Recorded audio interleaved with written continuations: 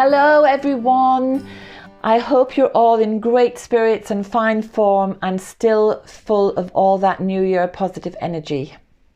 Today we've got a lovely day and we're travelling to meet with some friends of ours, Con and Niamh. So we're travelling through a mountain pass which is between the Malm Turks and the 12 Bends. We're going from County Galway into County Mayo. We have a little passenger with us, but he's not coming the full way. So here he is. We're going to release him now onto the mountain. He's a rat. They tend to get into houses through the roofs. So he's obviously found some little place on our roof that he could get in through. And he's a big fella.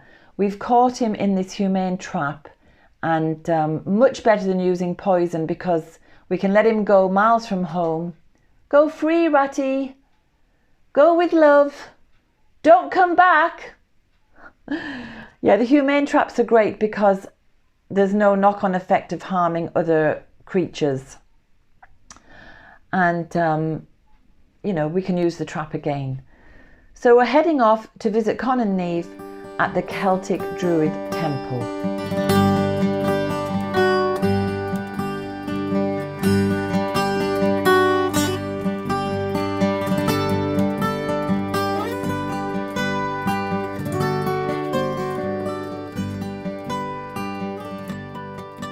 So this is my friend Con of the Celtic Druid Temple, and we're here in the Hemp Hall. And Con, you're a senior druid with the Celtic Druid Temple. So what do you do? What's your role? Well, my role as a druid covers many different things. We'll do ceremonies, public and private. We do healings. We do guidance, life path guidance. Okay. And we are very involved with planting trees and looking after broadleaf forests. Yeah. And trying to show people that there is another way to live in connection with the earth. Oh, beautiful. And what kind of ceremonies do you do? Well, we do public ceremonies and private ceremonies. Right. The public ceremonies would be the full moon ceremonies we do in Terri and in Vienna, in Austria, here at the Celtic Druid Temple. Right. And that's for the full moon. Occasionally we do other ceremonies that are open, we call them public. Yes. And then the private ceremonies would be weddings and fastings. We do legal weddings here as well, of course. Baby welcoming and naming ceremonies, coming of age ceremonies, and of course last rites. Yeah. Do many people take up the offer of a ceremony as a last rite? Not too many, because we're not. We're not business-like about this. We don't go around advertising and trying to sell it. Okay. But let's say the last of the last rites, the ceremonies that I did, was for my own uncle. Right. So, and it's a beautiful thing to be able to help somebody take the step over into that other realm. And to ease everybody's inner feelings, because the modern way is to feel sad, whereas the old Celtic way would be to be happy. And to rejoice. That you now have a friend on the other side. Yeah. And it's easily facilitated when you understand that the people really want to remember the deceased in the happy times. Of course. The magic days when they made them smile and made them feel good. And how did you get into this then? I had been for a long time living in Dublin and researching the ancient monuments in the Dublin and Wicklow Mountains. Right. And I managed to find a lot of unlisted monuments. I got quite a few of them listed. But by sitting on the ancient sites, the holy temples, and literally doing nothing, and allowing the clouds to roll by and to connect and to feel deep inside, you begin to see the world in a new way. So I think that was soul food of a high value. People think meditation is you have to sit in a specific position and chant just one word. But meditation can be just living happiness without having to think too hard. Yeah. People are kind of addicted to thinking. Making things difficult for themselves. So when they begin to allow the feelings and the intuition through, they can actually just drift. And if you do the drifting at a sacred site, you're feeding. You really are feeding. And it just develops who you are, helps you to wake up to your true nature. Mm-hmm. And you're making that connection to nature as well while you're out there. Absolutely. And you're talking about the clouds, which is the sky realm, you're on the land. So what about sea? Because there's that triad of earth, sea and sky. Yeah, well, the best way for us to understand the sea is on the beach, obviously, with the tide coming in, to realise that the three realms are meeting. Yeah. And you can stand where the sea washes over the sand. You can stand with your hair up in the air, your feet solid on the sand underneath you, and the sea climbing up your legs. It's a beautiful liminal. That's all the three realms at once. Yeah. A lovely liminal space full of magic. And what about the trees then? Because everybody imagines that a druid is an oak tree worshipper or an oak tree priest of some kind. How would you define it? Well, I wouldn't focus at all primarily on any one tree. That would be to devalue all the other trees. I think a range of different trees in an area is what makes a forest. Right. And then the predominant trees would be the biggest and oldest trees. It's not very well known, but the ash tree in Ireland can grow to be as big as an oak tree. Oh yeah, I've seen some that big. But I don't think the Druids would have focused on any one tree. Right. I think that's a bit of romanticism that's come in during the Enlightenment era in the late 1800s. I don't think it's true that the Druids worshipped anything except maybe truth. Yes, because truth, what I've done in my research, I discovered that truth is one of the main components in healing. That if there isn't truth, you can't have healing. So I think you're right about that. And also, I think in Roman writings there was talk about, the Celts being barbaric and worshipping nature. But you would say they weren't worshipping it at all. They were communing, copying. Well, we are part of nature. Yeah. When the Romans wrote their stuff, they were writing from outside of nature. So their views, if you like, are not relevant. Yeah. The whole idea of worshipping can only really be done for another human who can give you things. Okay. And, dear God, give me this, dear God, give me that. That's not part of the Druid path. Right. Whereas the gods, as such, may be used for inspiration, or their unique characteristics or special abilities might be used to encourage yourself to develop these abilities.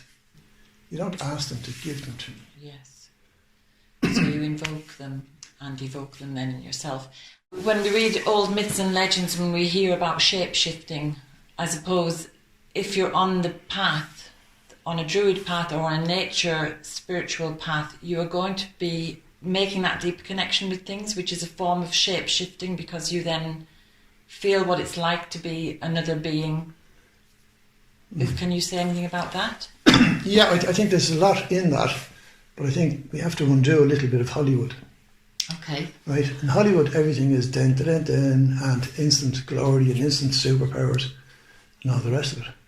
The shape-shifting that myself and Niamh have done here was a derelict piece of land of 6 hectares, 16 acres, that was so derelict that you couldn't grow anything. Yeah. We've shape-shifted that into a broadleaf forest. That's beautiful. See, now that's real. But if Hollywood was to try and produce that in a movie, it's not exciting, it's not fantastic, it's not now, it's not superpowers. So it wouldn't fit. Yeah. So it's patience and time and... Yeah.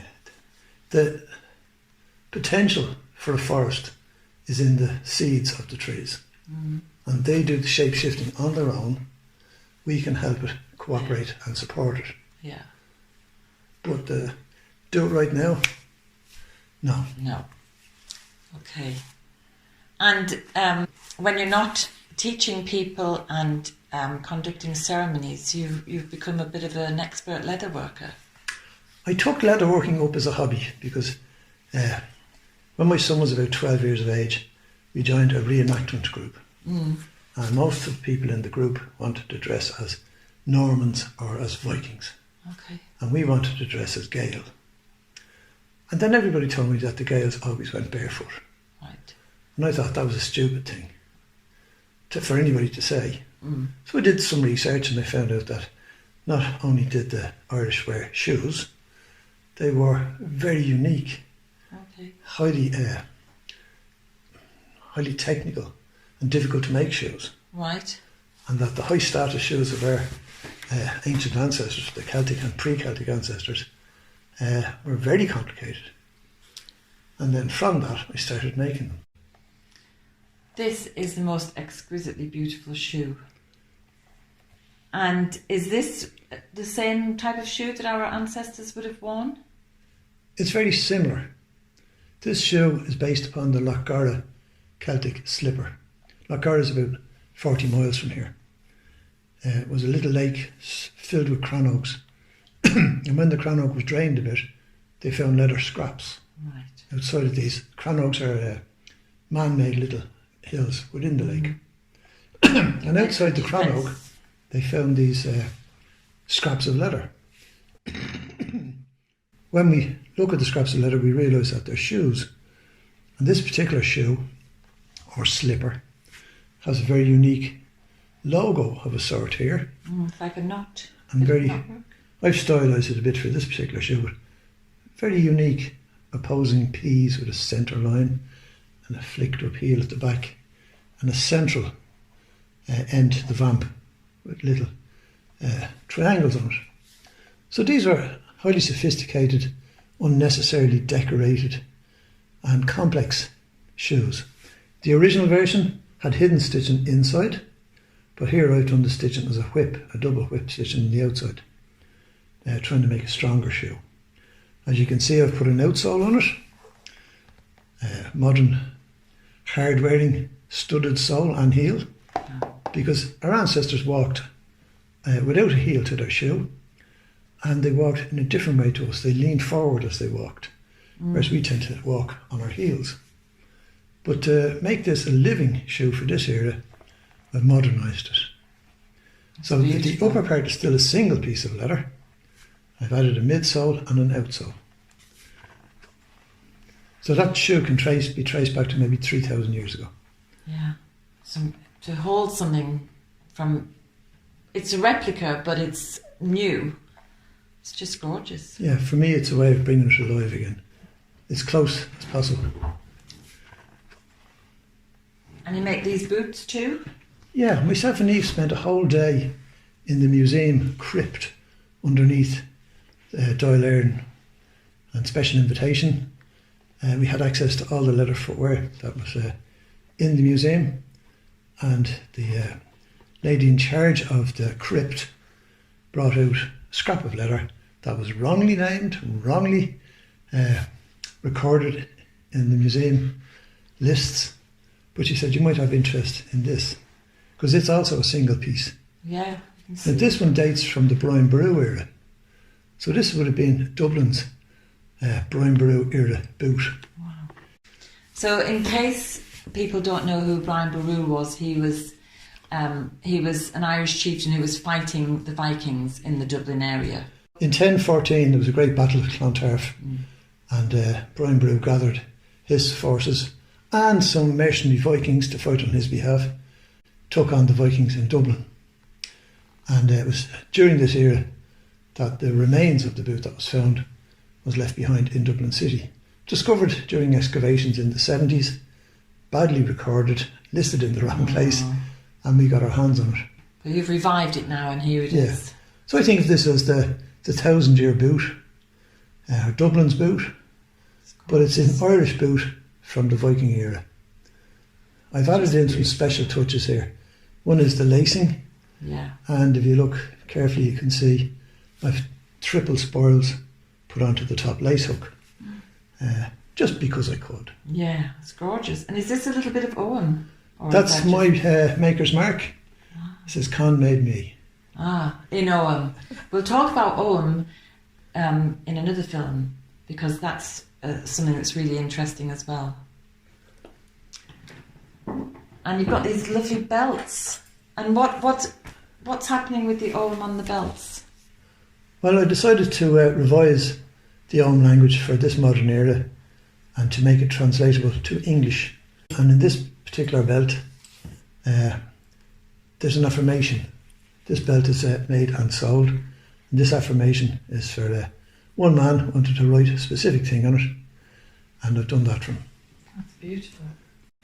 And look at these two. These are the beautiful gifts that you brought from me and Lol.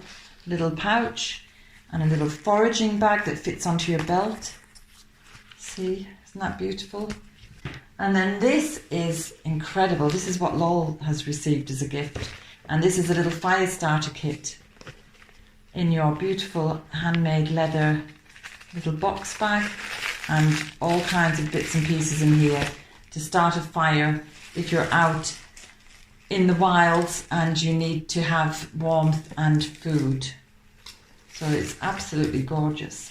All of these things are on your website, aren't they? On the CelticShoes.ie, where you'll find information on this. Mankind would have used tools like this for millennia, so to have something so beautifully made really makes you feel in touch with that heritage and the past that we all share as human beings, and also our own Celtic heritage here, because it's all made here in Ireland.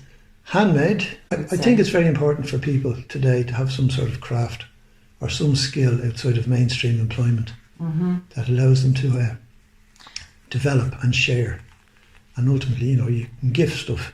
You're owning something which is going to last for, well, a lifetime and longer. It's something you can pass on to people because it is so well made and so durable. It's not a quick, cheap thing that you just dispose of after one or two uses.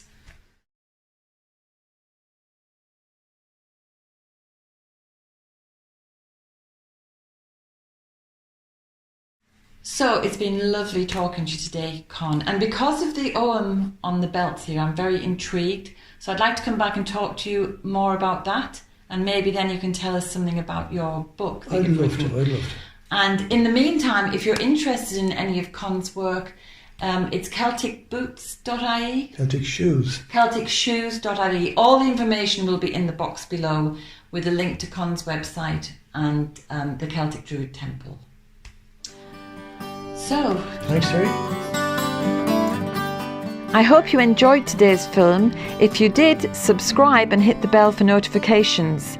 And have a look at the website, danusirishherbgarden.com, for more information about us and about the herbal medicine courses I offer and the Wise Woman Way training. And if you go to the shop, you can find the books, the weed handbooks and other herbal goodies. And remember, we put a new film out every Sunday. So looking forward to seeing you next week.